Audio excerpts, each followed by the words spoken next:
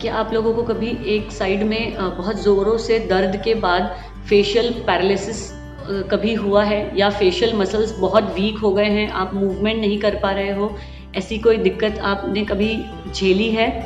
तो इसका मतलब है कि वो बेल्स पाल्सी है। आज हम इसी पे बात करने वाले हैं। Watch the video.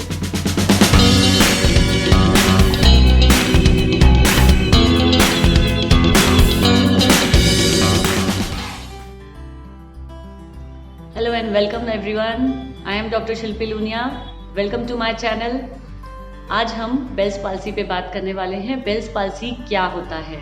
दोस्तों, बेल्स पाल्सी एक साइड की फेशियल मसल्स का पैरालिसिस को बेल्स पाल्सी कहते हैं। ये किसी भी वायरल इन्फेक्शन की वजह से भी हो सकता है, इडियोपैथिक भी होता है और बहुत ज़्यादा इसका कोई एज क्राइटेरिया नहीं होता है। ये किसी भी एज ग्रुप में हो सकता है। रिकवरी इसकी पॉसिबल है, लेकिन परमानेंट कॉन्ट्रैक्चर्स, इसका मतलब परमानेंट मसल डैमेज भी हो सकता है। तो वैसे तो ये 6 मंथ्स में अपने आप धीरे धीरे करके सबसाइड होने लगता है, लेकिन उसके लिए हम वेट नहीं कर सकते हैं, क्योंकि कभी कभी परमानेंट डैमेज भी हो जाता है हमारी फेशियल मसल्स को। इसमें फिजियोथेरेपी बहुत ज़्यादा हेल्प करता है। कुछ फेशियल एक्सरसाइजेस होती हैं, कुछ मोडालिटीज़ होती हैं, जिससे हम हमारे ये फेशियल मसल्स का पावर वापस गेन कर सकते हैं। आज हम वही एक्सरसाइजेस देखने वाले हैं। Watch the video, like the video and subscribe the channel please. ये सभी एक्सरसाइजेस बहुत सुरक्षित हैं और बहुत इफ़ेक्टिव हैं, लेकिन मैं चाहूँगी कि आप अपने सभी एक्सरसाइजेस करने से पहले अपने डॉक्टर से कंसल्ट करें, अपने फिजियोथेरेपिस्ट से कंसल्ट करें और फिर किसी के सुपरविजन में ये एक्सरसाइज करें। इस मूवमेंट को फ्राउनिंग कहते हैं। आपको अपनी आईब्रोज को ऊपर की तरफ खींचना है। अगर आप अपने पैरालाइज्ड साइड को उस तरीके से मूवमेंट नहीं कर पाएँ, तो आपको अपनी उंगलियों से ऊपर की तरफ एक्स्ट्रा उसको प्रेशर देना है। पहले आपको वो मूवमेंट करनी है, अटेम्प्ट करना है। जितनी भी मूवमेंट हो रही है उसको एक्टिवली करना है, और उसके बाद आपको अपने उंगलियों से प्रेशर देके उसको थोड़ा और ऊपर शिफ्ट करना है। थोड़ा सा धक्का देना है, पुश करना है, ताकि आपके वो मसल्स वापस से मसल स्ट्रेंथ और मूवमेंट रीगेन कर सकें। अपनी आँखों को बहुत ज़ोर से, बहुत प्रेशर के साथ बंद कीजिए। उसमें आपके मसल्स में स्ट्रेच आएगा। अगर आप अपने पैरालाइज्ड साइड को अच्छे से नहीं कॉन्ट्रैक्ट कर पा रहे हैं, तो आप अपने हाथों से उसको आँखों के ऊपर प्रेशर दे सकते हैं और थोड़ा सा उसको पुश कर सकते हैं।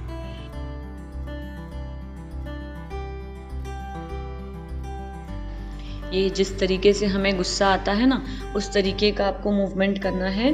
दोनों आईब्रोज के बीच की जो मसल्स है उसको आपको एक दूसरे के पास अप्रॉक्सीमेट करना है। जिस तरीके से हम गुस्से में रिएक्ट करते हैं, वैसा आपको एक्शन करना है।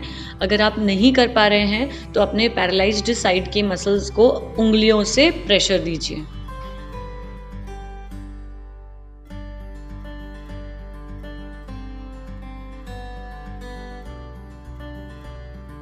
अब अपनी नाक की साइड की जो मसल्स है उसको आपको ऊपर की तरफ खींचना है। अगर आप ना कर पाएँ, तो पैरालाइज्ड साइड को उंगलियों से ऊपर की तरफ प्रेशर दीजिए। इस तरीके से हम अपने मसल्स को वापस से सिखाते हैं कि आपको क्या मूवमेंट करनी है।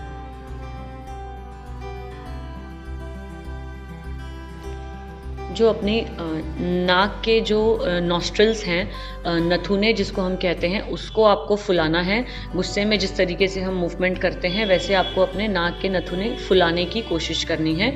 अगर आप खुद से ना कर पाएँ, तो अपनी उंगलियों से उसको थोड़ा सा पुश कीजिए।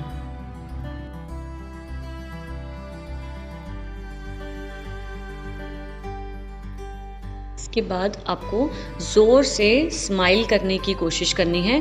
दांत नहीं दिखने चाहिए, आपको सिर्फ अपने लिप्स को स्प्रेड करना है। जिस पैरालाइज्ड साइड को अगर आप ना कर पाएँ, तो आपको अपने हाथ से उसको, उंगलियों से आपको प्रेशर देना है और उंगलियों से आपको उसको पुश करना है स्माइल करने के लिए।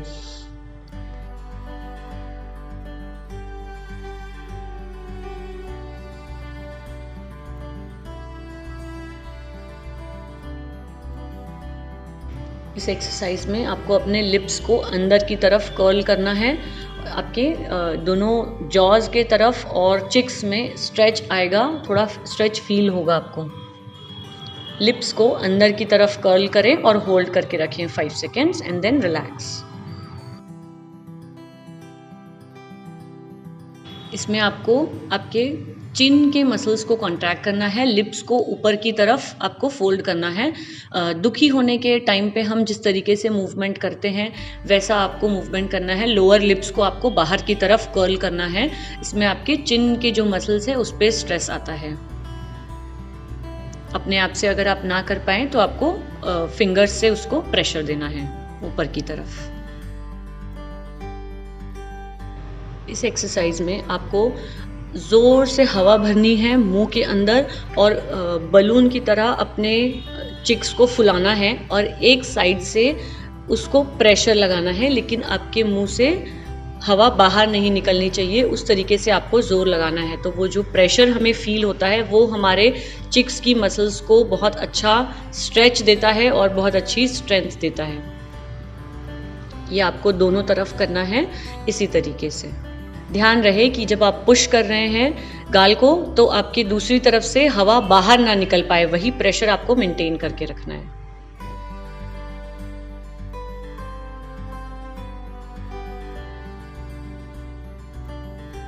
ये टेपिंग बहुत इफ़ेक्टिव होती है। हमारे गाल और चिक्स के साइड के जो मसल्स है उसको वापस से सही पोजीशन में लाने के लिए इसको आप सिंपल कोई भी मेडिकल स्टोर में से आप 1 इंच का या ½ इंच का साइज़ का पेपर टेप, जो माइक्रोपोर टेप जिसको हम बोलते हैं, वो आप ले सकते हैं और उसको इसी तरीके से आपको टेप करना है। ये आप घर पे खुद भी कर सकते हैं।